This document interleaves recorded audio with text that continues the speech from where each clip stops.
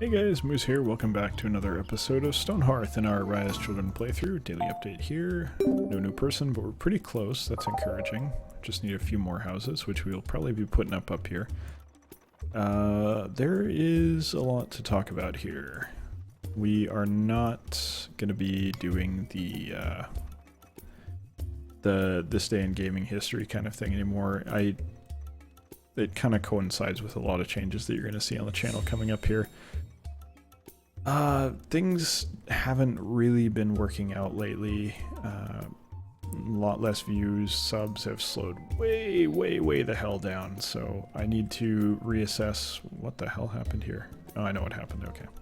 I need to reassess what I'm doing and figure out how to be better, because what I'm doing currently is clearly not working. So I don't know if it was that this day in gaming history thing was bad, or just coincided with something else that kind of, you know, Stonehearth isn't doing as well anymore, people aren't as interested, they want something new, I don't know.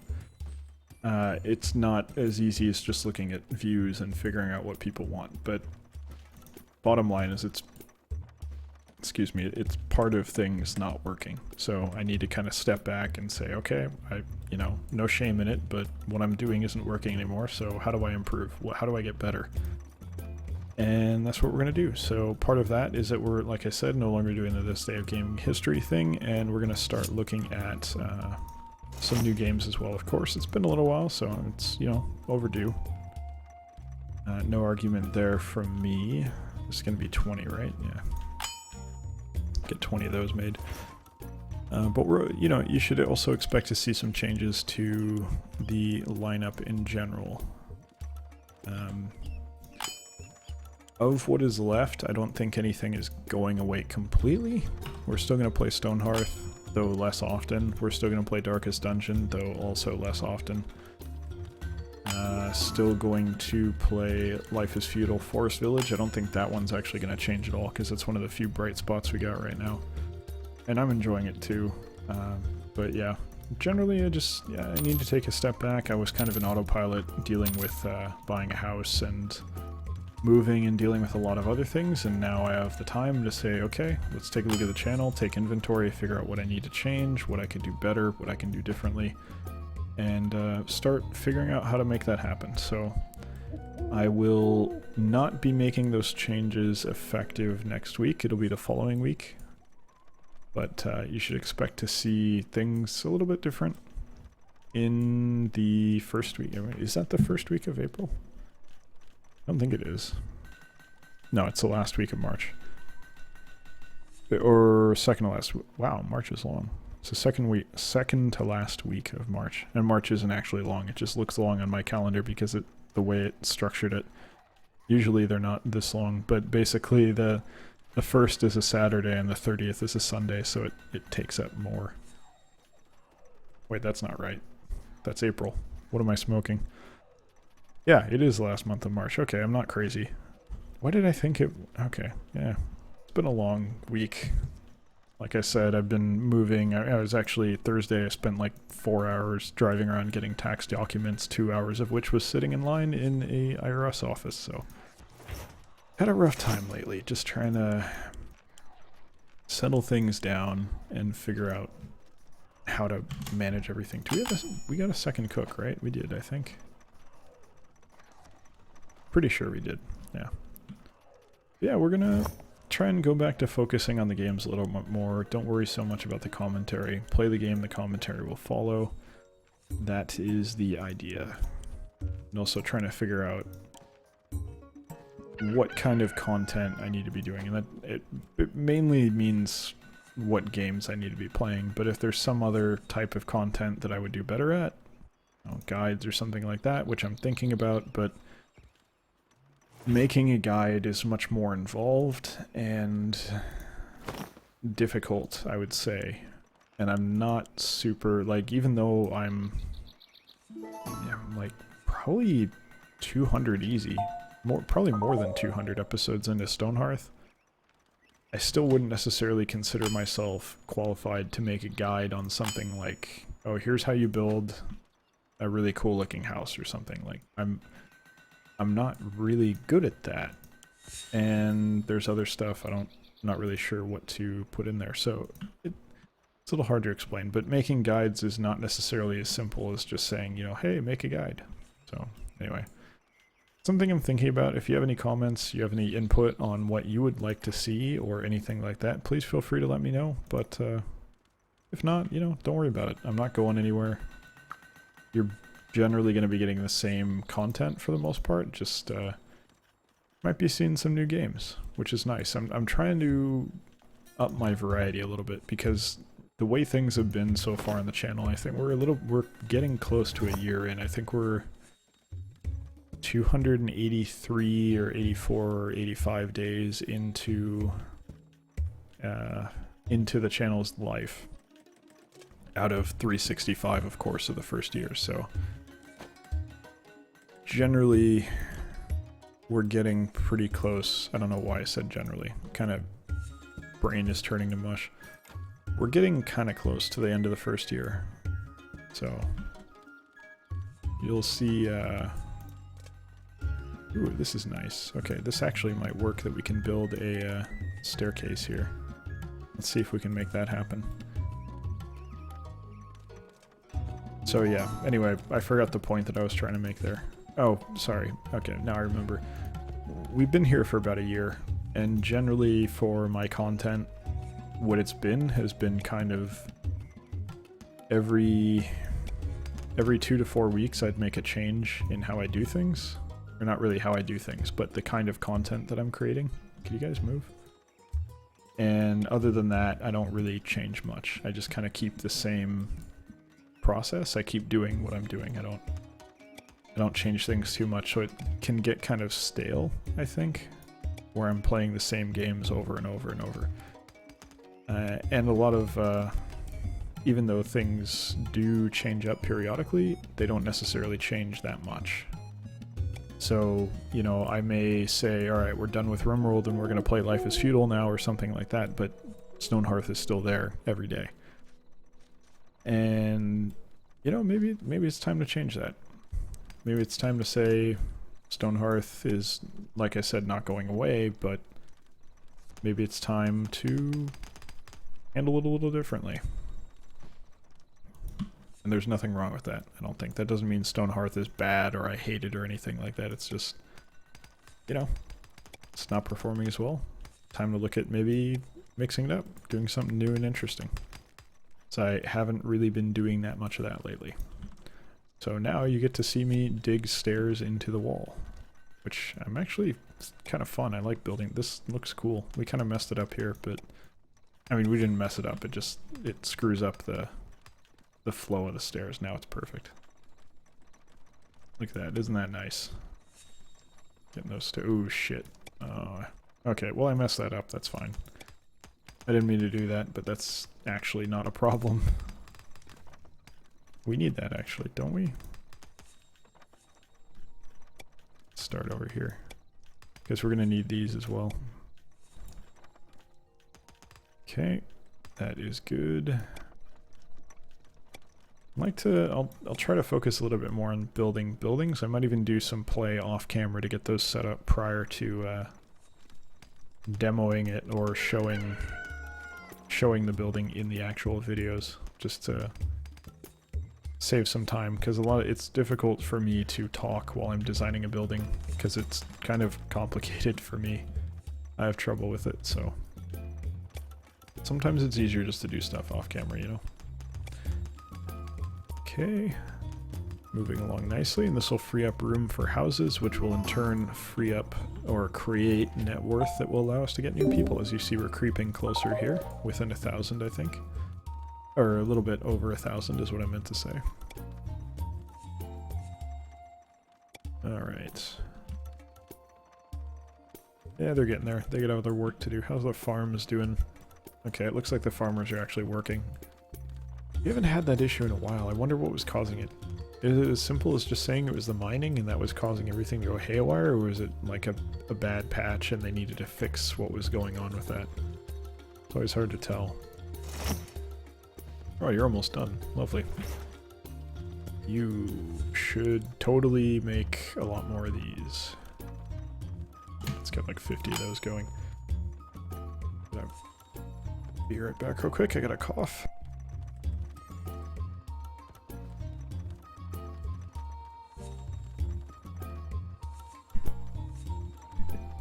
Sorry about that, my throat is absolutely killing me. It's been a very long week, like I said. I actually yelled at some of my coworkers too. I don't know if that was stress or frustration. I think it was a little bit of both. But they did, like, just to give you an idea of what happened there, any kind of business has some kind of inventory, generally. And that inventory might be as simple as just saying, well, we're a software company, so we've got computers and desks and chairs and all that bullshit, photocopiers, whatever it is in the building, and it's really just supplies and IT infrastructure, but it's still inventory. Even in that case, you still have to track it, and it's important to track it because that's money that the business has, and if you don't track it appropriately, there's, I think, legal repercussions potentially, and also you're going to have trouble with investors because they're going to be frustrated that you can't keep track of your money. If you're a manufacturing company, it's a much more complex animal because you need to track a lot of detail with your inventory for various metrics that are important, but also just, you know, that's all of your capital basically is in your money, other than your equipment, which is also capital, but or a capital investment. But the point is that inventory is money and tracking it is very important. And having it be accurate is very important, and a lot of modern software, such as MRP, relies on accuracy to automate some very critical, very difficult tasks that you have to do in a manufacturing environment. And if it's wrong, you have a lot of problems. So recently I had to yell at some of the, I think they're engineers, because they just decided to change something without communicating it to anyone. And the thing that they changed had inventory repercussions, and they just kind of like, oh, well, oops, we didn't say anything, our bad. Like it's no big deal. And they just... that's kind of not acceptable. And I should honestly probably talk to their boss, but I don't know, I'm not really, I wouldn't say I'm not high up. I am not high up, definitely, but it's not a situation where it's like, oh, well, they're engineers and I'm beneath them. It's not like that. I have authority in this situation because what they're doing impacts inventory, and I am not really responsible, but I take pride in keeping inventory accurate and up to date. Oh good, okay, that's our military. I thought that was our little guys for a second there. But yeah, they were kind of... After I made it clear that this was a serious thing and they couldn't just fuck around and tell people to change labels without actually making an update to the database and saying, okay, well, we're going to update in the database as well, they kind of got it, and I think they're not going to do that again for a while until they forget. But it's still very frustrating that they ever did it in the first place, to be honest. Not really too thrilled by it, because basically, this inventory is not on site, it's at a supplier's location, and I might have sent a moderately aggressive email to the supplier because the supplier is also really bad with inventory and doesn't track it appropriately, which is a problem for reasons that I've just explained, and for once it wasn't their fault, shockingly. So I yelled at the wrong people, and ooh, we're getting really close. So I yelled at the wrong people. Basically, that's what it boils down to here. Do we lack anything? No. There's no way, right? Could be wood, maybe? I'll try getting some wood. Maybe that'll help things along here. I don't think we lack wood, though, right? Ooh, okay. Okay, thank God. I just heard a little pop-up noise. I don't know if you guys heard that, too. I don't know how audio is captured with OBS here, but I think the game might have just crashed. It did. Okay. Well, that's a problem. We loaded up again, so that's 2 episodes in a row, I think, now, where Stonehearth has crashed on camera. That does not look good, guys. Could be a new patch went up recently and they're having some issues with it, but that is a serious problem, and that puts me back like, well, 15 minutes now. That's a little frustrating. There was some reasonably good progress that I made there, so I'll have to try and catch up on that. Not very happy about it, but at least we know that we can build stairs up the stone now, so that's kind of cool. But yeah, usually well, okay, I wanted to say that I don't usually get that aggressive at work, but I kind of do. Well, okay, that's... If I see that someone is not very good at their job, but they're working hard, they're like trying at it, and they're like taking steps to get better, and that could be any number of... Basically, as long as you're not making the same mistake over and over again, to me that shows that you're trying, you're actually... Did we autosave? Is that what happened? No. Okay, okay, so I just had that queued up and I didn't notice it when I loaded it in before.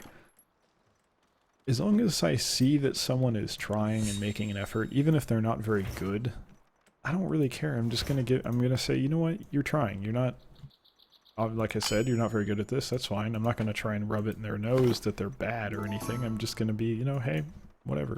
You're making an effort, so I'm not really bothered by it. As long as you're trying, it's fine. It's really only when people do not try that I'm pissed off. And the problem is, in the world, there's lots of people that do not try. I seem to have the hiccups now, unfortunately. There's a lot of people that don't try, who are just lazy and incompetent, and they don't put the effort in to actually be passable at their job or improve in any way. They just continue to suck, and it's very frustrating to work with those people for me. And I'll blow up on them all day. I definitely talk shit and, you know, make it clear how I feel about these people. Oh, that's not... Oh, shit. Okay, well, that's fine. We can make that work. Yeah, that'll do it. I did not do that correctly, so let's fix that this time. But yeah, I just don't... I can't tolerate people who don't make any effort at work. Because generally, if you don't do something, someone else has to. So it's not as simple as just saying, oh, well, you don't care about your work, which is bad in its own right. You're also saying, I really genuinely don't give a shit about any of the people that I work with, and they can all go fuck themselves. And that's where I start to get pissed off. And a lot of the time, because I do care, and I do want to get the work done, I'm the one who has to say, oh, you're not doing your job? Okay, well, I guess I have to do it now. And I step up and get things done because I don't like seeing work unfinished. You know, it bothers me. And I was talking to my my boss about this recently. The way I work is I really enjoy solving puzzles. I like seeing, okay, here's the problem. How do we fix it? I really enjoy that kind of puzzle solving process, I guess. You're not stuck, come on. I like that. It's a fun thing to do. It's a fun thing to figure out, hey, why isn't this working? How do I make it work? And I think maybe that came from growing up with computers and just never really being told how to do anything. I just, you know, it was always either experimentation, process of elimination, or Googling it. It was never... I mean, yeah, obviously, if I needed help with something, I'd ask someone for help if I wanted to or could. But that was never the first recourse, generally. It's always try and figure it out myself. And maybe the process of doing that really made me want to do that in other parts of my life as well. I'm not sure. But that seems to be the way I work, based on how things are going at work, how things have always been at work. I just like doing that. I like solving problems. It's fun. It's gratifying. It's like GLaDOS and Portal. Like they're like addicted to when a puzzle gets solved. There's like a huge like hit basically of endorphins or whatever you want to, however you want to frame it. and I just really enjoy it. It's a great deal of fun for me. So I need things to be in a solved state. I don't like outstanding problems. I don't like things that are unfixed just sitting there. So I need to, if I see something that's unfinished or unsolved, I want to resolve it. I want to fix it. In my mind, it's broken. So I need to take steps to finish it, however that may be. And I do. And that's kind of how I operate at work. So even if it's not my job, now that doesn't mean I go do other people's jobs for them as a habit. I just mean that I will generally try to resolve things particularly if it's at all related to what I do. If it's related to my job, I'll put effort in to make it work. So anyway, a little bit about who I am and how I operate as a person. Maybe a little boring, but puzzles are fun, right? I mean, you look at them in your day-to-day life.